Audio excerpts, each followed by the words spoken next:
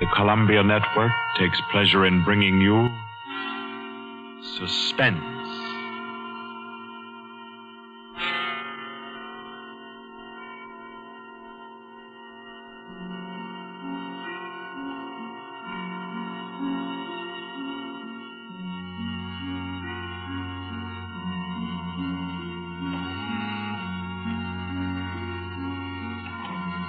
Suspense. Columbia's parade of outstanding thrillers, produced by William Spear and scored by Bernard Herrmann. Notable melodramas from stage and screen, fiction and radio, presented each week to bring you to the edge of your chair, to keep you in suspense.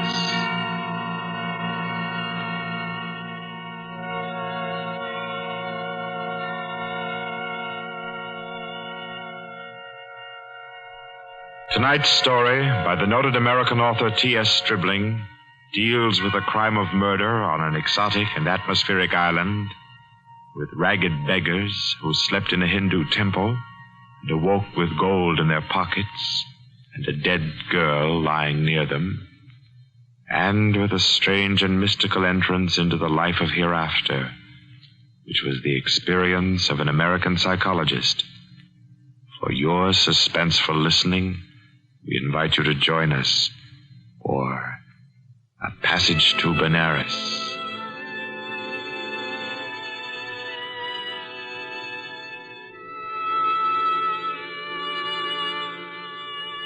In Porto, Spain, in Trinidad, at 5:30 in the morning, Mr. Henry Poggioli, an American psychologist, stirred uneasily, became conscious of a splitting headache, opened his eyes in bewilderment, and then, with a shock, saw where he was.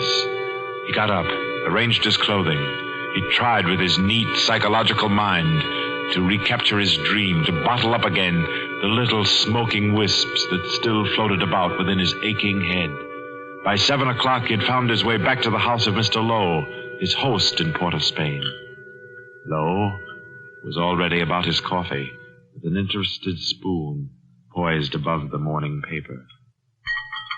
Ah, there you are. Good morning, Poggioli. I say, you are quiet. Didn't hear you get up at all. Have some breakfast? Oh, thanks.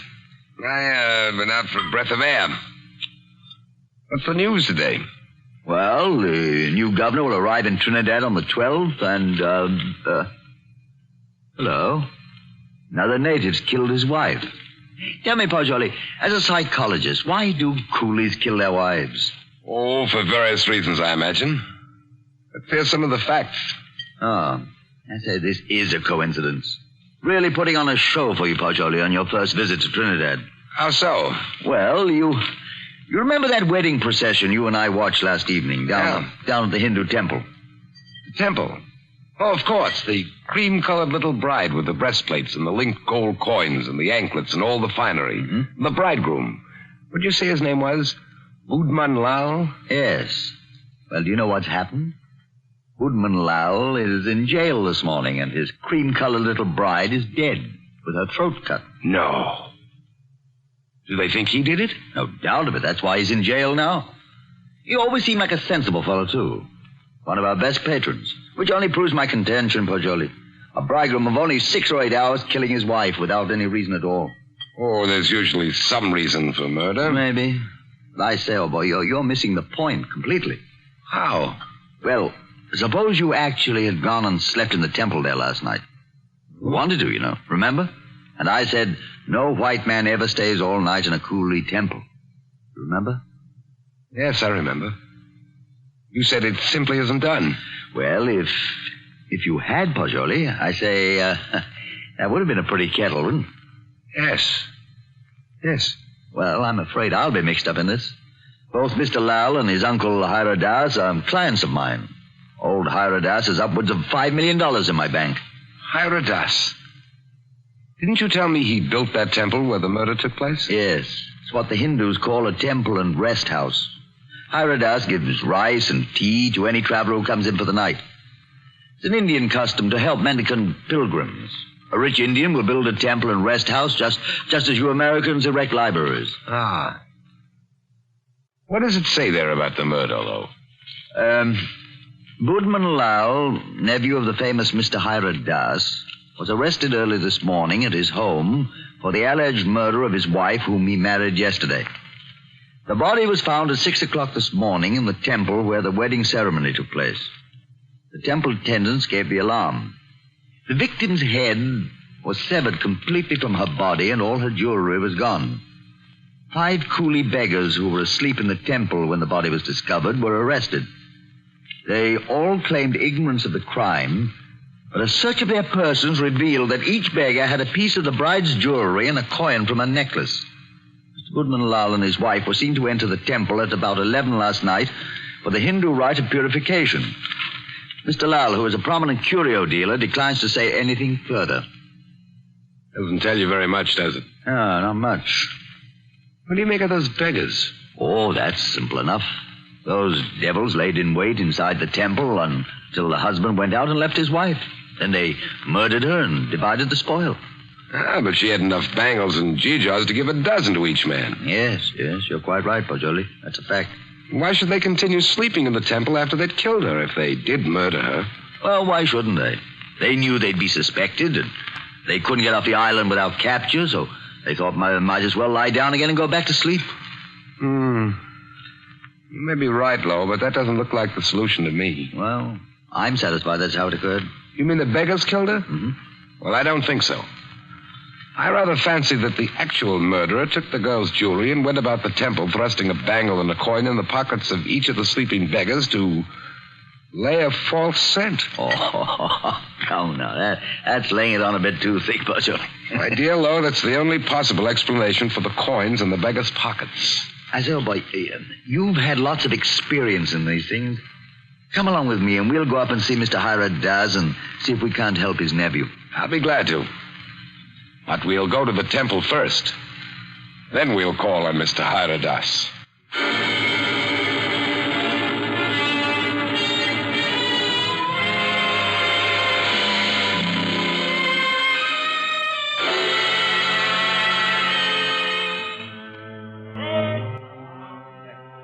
Well, here we are. In spite of the police guard at the door, the temple doesn't look sinister in the daylight. No, it just looks dirty. Let's go in and question the beggars. Excuse me, did any of you fellows hear noises in this temple last night? Oh, much sleep, Sahib. No noise. Policeman punch us wake this morning. Make sit still here. What's your name? Shuda Chand, Sahib. When did you go to sleep last night? When I ate rice and tea, Sahib. Mm-hmm. Do you remember seeing Budman Lal and his wife enter this building last night? Yes, remember, Sahib. Did you see them go out? No, Sahib. No one remember go out. You were all asleep then, huh? All asleep, Sahib. Did you have any dreams during your sleep? Hear any noises? I dream bad dreams, Sahib. Huh? When policeman punched me awake this morning, I think dream has come true. And me, Sahib. Me too. Me. You all have bad dreams? Yes, all have bad dreams. Look here, Pajoli. I don't see where this is getting us. I do think we ought to be getting on to old Hira Das's house. No, I think we can now entirely discard the theory that the beggars murdered the girls. On what grounds? They told you nothing except that they all had bad dreams. That's the reason. They all had wild, fantastic dreams. That suggests that they were given some sort of opiate in their rice or tea last night. It's quite improbable that 5 ignorant coolies would have wit enough to concoct such a piece of evidence as that. That's a fact, but I don't believe a Trinidad court would admit such evidence. We're not looking for legal evidence. We're after some indication of the real criminal. Now I suggest that we get onto the house of Hira Das.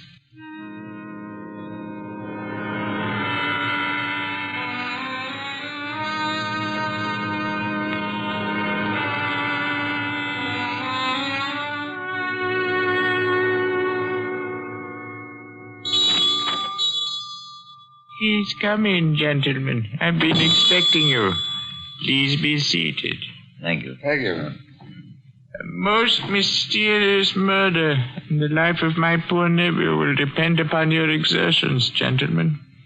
Tell me, What do you think of the beggars that were found in the temple with the bangles and coins? Well, I'm afraid my judgment of the beggars will disappoint you, Mr. Haradas. Huh? My theory is that they're innocent of the crime. Really? Why do you say that? Because they told me of dreams they had. All their dreams were very nearly identical. You are not English, sir. No Englishman would have thought of that. No, I'm American with a backlash sprinkling of Italian. My name's Paggioli. What is your profession, Mr. Paggioli? You are a detective? No, Mr. Das. I'm a psychologist. Ah, your soul is at least groping after knowledge. However, it gropes as a blind worm, Mr. Paggioli, and we must find the criminal who committed this crime, and thus restore my nephew Budman Lal to liberty. You can imagine what a blow this has been to me after I arranged this marriage for my nephew. You did? Arranged a marriage for a nephew who was in his 30s? Yes, Mr. Paggioli. I wanted him to avoid the pitfalls into which I fell. He was unmarried, and he'd already begun to add dollars to dollars.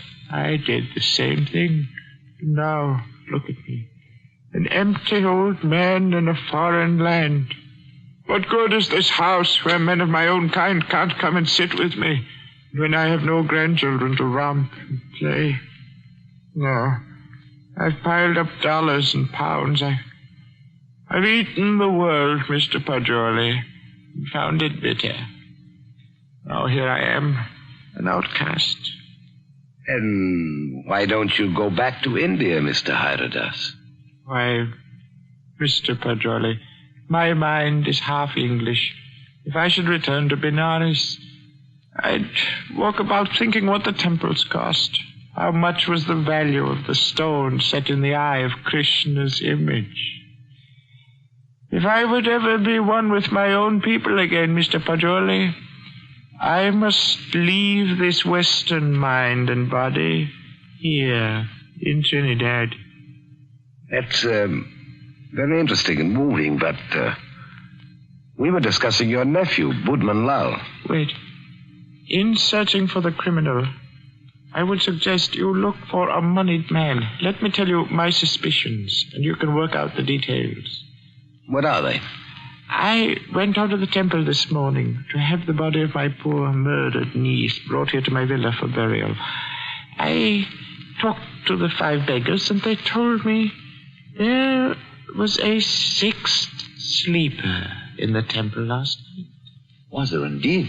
Yes, Mr. Lowe. A white man. White man? Yes, Mr. Lowe. All 5 of the coolies and my man, Guka, told me it was true. But, Mr. Haradas, decapitation is not an American mode of murder. American? I was speaking generally. I mean, a white man's method of murder. It is indicative in itself. I meant to call your attention to that point. It shows the white man was a highly educated man who had studied the mental habits of other peoples than his own. So he was enabled to give the crime an extraordinary resemblance to a Hindu crime. But what motive could a white man have? Possibly robbery, Mr. Paggioli. Or if he were a very intellectual man, he might have murdered the poor child by way of experiment. A murder for experiment? Yes, Mr. Lowe. To record the psychological reaction. Why, I can't entertain such a theory as that, Mr. Haradas. Oh, no. It is too far-fetched. However, it is worth investigating, is it not? Yes, but I'll begin my investigations with the man Guka. By all means, Mr. Paggioli. And in your investigations, gentlemen, hire any assistance you may need. Draw on me for any amount. I want my nephew exonerated, and above all things, I want the real criminal apprehended and brought to the gallows.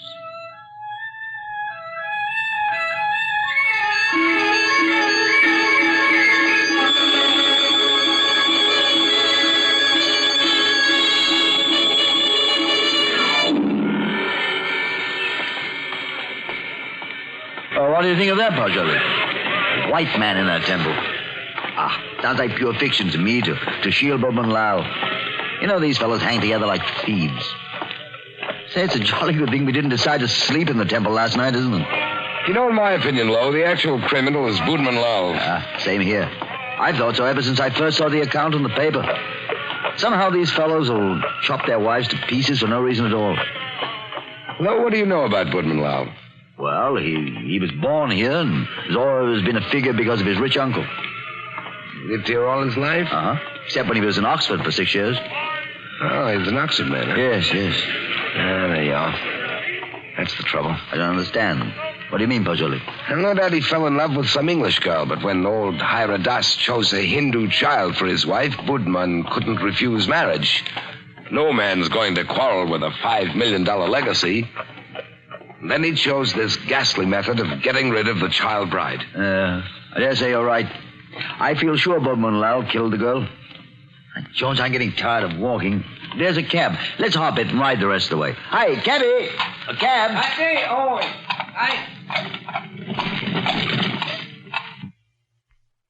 Well, aren't you coming?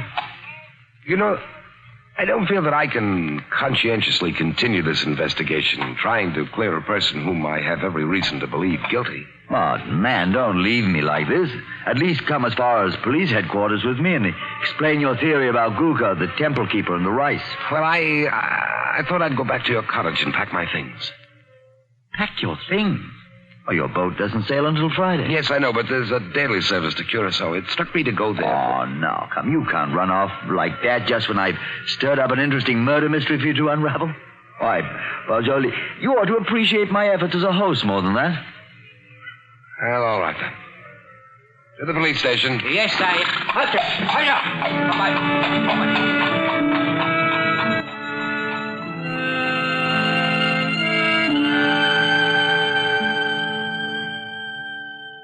Chief Vickers, this is my friend, Mr. Pajoli. Mr. Pajoli, Mr. Vickers is chief of Trinidad's police force. How do you do? How do you do? Chief Vickers, I've asked Mr. Pajoli's counsel in the Budman Lau murder case. He's already developed a theory as to who is the actual murderer of Mrs. Budman Lau. So have I. Now, in this matter, Chief Vickers, I want to be perfectly frank with you. I'll admit we're in this case in the employ of Mr. Haradas and are making an effort to clear his nephew, Budman Lau. We felt confident you'd use the skill of the police department of Port of Spain to work out a theory clearing Budman Lau just as readily as you would to convict him. Our department usually devotes its time to conviction and not to clearing criminals. Yes, I know that, but if our theory will point out the actual murderer... What is your theory?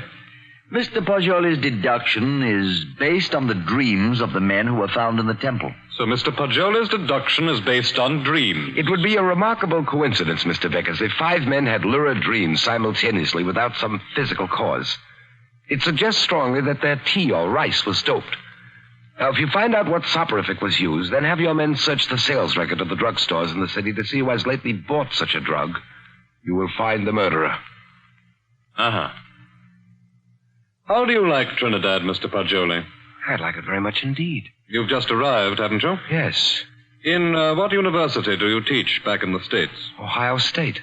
A chair of criminal psychology in an ordinary state university? I'm not a professor. I'm simply a docent, and I haven't specialized on criminal psychology. I quiz on general psychology. You're not teaching now? No, this is my sabbatical year. You look young to have taught in the university 6 years, but then you Americans start young in your land of specialists. Now, Mr. Pajoli, I suppose you're wrapped up heart and soul in your psychology. I am. You'd do anything in the world to advance yourself in the science. I rather think so. Especially keen on original research work. Aha, that's what he is, Chief Vickers. You know what he asked me to do yesterday afternoon? No, what, Mr. Lowe? Oh, I don't think we ought to burden Mr. Vickers with our household anecdotes. Oh, but I'm really curious. Just what did Mr. Pajoli ask you to do yesterday afternoon, Mr. Lowe? Oh, well, really nothing at all. It was just a little psychological experiment he wanted to do. And did he do it? Oh, no, I wouldn't hear of it. Oh, as unconventional as that? Oh, it was really nothing at all. I think I could guess your anecdote if I tried, gentlemen. About a half an hour ago, I received a telephone message from my man stationed at the temple to keep a lookout for you and Mr. Pajoli. Look out for us. Yes, because one of the coolies under arrest told him that Mr. Poggioli slept in the temple last night. Oh, but that's not true. That's exactly what he didn't do. He suggested it to me, but I said no. You remember, Poggioli, You didn't do it. Did you, Poggioli? Did you? You see, he did. Gentlemen, I had a perfectly valid and important reason for sleeping in the temple last night, and so I can only ask your sympathetic attention to what I'm about to say. Go on. You remember, Lo, you and I were down there watching a wedding procession. Well, just as the music stopped and the procession entered the building, suddenly it seemed to me as if they'd vanished. Naturally, they'd gone into the building. No, I don't mean that. I'm afraid you won't understand what I do mean. That the whole procession had ceased to exist, melted into nothingness. You see, that's really the idea in which the Hindus base their notion of heaven. Oblivion, nothingness. Yes, I've heard that before. Well, our medieval Gothic architecture was the conception of our Western heaven, and I thought perhaps the Indian architecture had somehow caught the motif of the Indian religion, suggested nirvana. That's what amazed and intrigued me. That's why I wanted to sleep in the place. I wanted to see if I could further my shred of impression.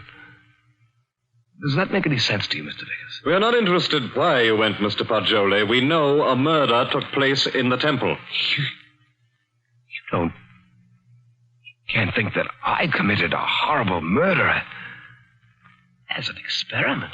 You intellectual chaps do some pretty weird things, Mr. Poggioli. Why, only the other day I was reading about two young intellectuals. What?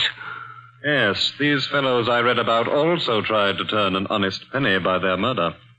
I don't suppose you happened to notice yesterday that the little bride, Maila Ran, was almost covered with gold bangles and coins? Of course I noticed it. I had nothing whatever to do with her. I did sleep in the temple. By the way, you say you slept on a rug just as the coolies did. Yes, I did. And you didn't wake up either, Mr. Poggioli? No. Then did the child's murderer happen to put a coin and a bangle in your pockets, just as he did the other sleepers in the temple? I don't know. I haven't looked in my pocket since then. Then please do so now, Mr. Poggioli. Oh, yes. Here they are, Mr. Vickers. You don't happen to have any more, do you? No. I've already been through all my pockets, and I haven't any more. Well, that's something. Of course, you might have expected just such a questioning as this and provided yourself with these 2 pieces of gold, but I doubt it. Somehow, I don't believe that you're an experienced enough man to think of such a thing. However, we shall see. I suppose you have no objection, Mr. Poggioli, to my accompanying you over to have a little search of your baggage in Mr. Lowe's cottage?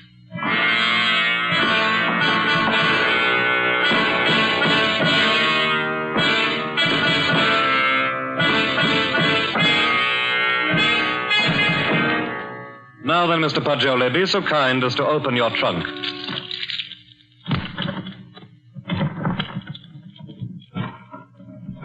Good heavens. Mm-hmm. Just as I thought. A trunk tray full of bangles and coins. I'll say one thing for you, though, Mr. Poggioli. Your nerve almost got you by. But you can't believe that I did it? Oh. You don't believe I did this, do you? I don't. In your trunk, Poggioli. I did it. I was sleepwalking. God, to think that it's possible that right here in my own... Well, we might as well start back, I suppose. This is all. I'll go back with you, Poggioli.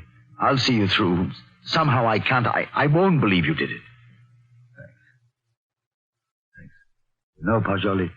You set out to clear Budman Lal, and, well, dash it all, it looks as if you hadn't. No, he didn't. Budman Lal was out of jail at least an hour before you fellows came into police headquarters to see me. Out? You mean that you turned him loose? Yes. How's that, Chief Vickers? Because, Mr. Lowe, he didn't go to the temple at all with his wife last night. He went down to Queen's Park Hotel and played billiards till 1 o'clock. He called up a few friends and proved that easily enough. My word, that leaves nobody but... Yes, Poggioli. I don't know anything about it. If I did commit the murder, I was asleep. I don't know anything about it. That's all I can say. I don't know anything about it. Perhaps arrest in jail will help restore your memory. Well, we'll see. Come now, Poggioli, old man. Don't be too downhearted. I promise you, I'll do everything I can.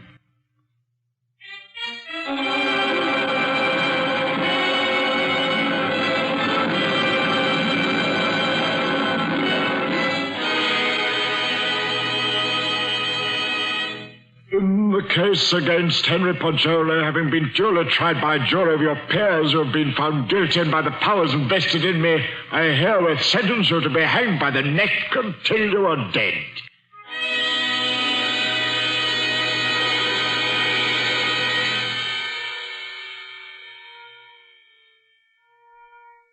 To recall a lost dream is the most tantalizing task ever a human brain was driven to.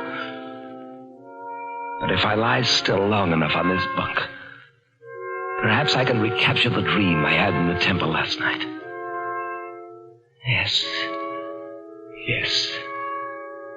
It seems to me that the image on the altar moved, and suddenly the dome overhead was opened and left me staring upward into a vast abyss, where I was alone in endless space, where all creatures and all matter that had ever been or ever would be were wrapped up in me, Poggioli.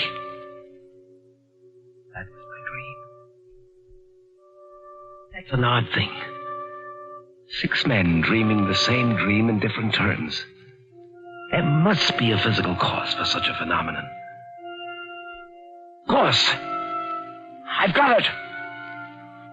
Vickers! Hello! I have it! I've solved it! Get me out of here! I know who killed the girl!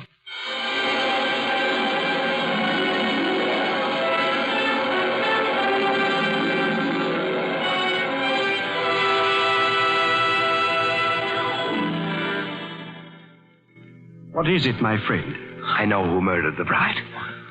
Old Hyrodas did it. Now listen. Go tell Vickers to take the gold he found in my trunk and develop all the fingerprints on it. He'll find Hyrodas's prints. Also tell him to follow out that opiate clue I gave him. He'll find Hyrodas sent a man to put the gold in my trunk. See if they don't find brass or steel filings in my room where the scoundrel sat and filed a new key. But they've already done that long ago. They have? But Certainly. And old Hyrodas confessed everything. Though why a rich old man like him should have murdered a pretty child is more than I can see. But why did he pick on me as a scapegoat? Oh, he explained that to the police. He said he picked out a white man so the police would make a thorough investigation and be sure to catch him. He did? Aye. But what I can't see is why the old boy wanted to be caught and hanged. Why didn't he commit suicide? Why? I know why.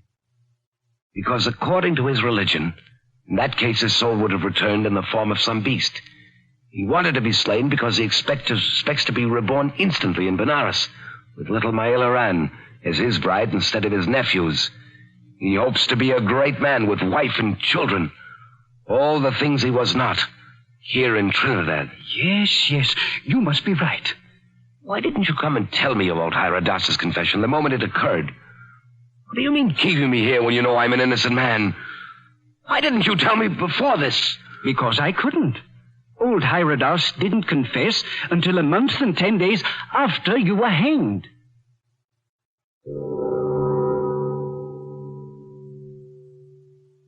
So ends A Passage to Benares, T.S. Stribling's tale of mysterious death and death mysterious. This was tonight's story of Suspense. Suspense is produced by William Spear. John Dietz was our guest director this evening. Tonight's radio drama was written by Carol Case and scored by Bernard Herrmann. Paul Stewart was Poggioli, Barry Kroger was Mr. Hyrodas, and Horace Brem played Mr. Lowe. Others in the cast were Alan Hewitt and Guy Rep. Next week at this time, Columbia will bring you another selected story from the world's great literature of thrills, another study in suspense. This is Barry Kroger, and this is the Columbia Broadcasting System.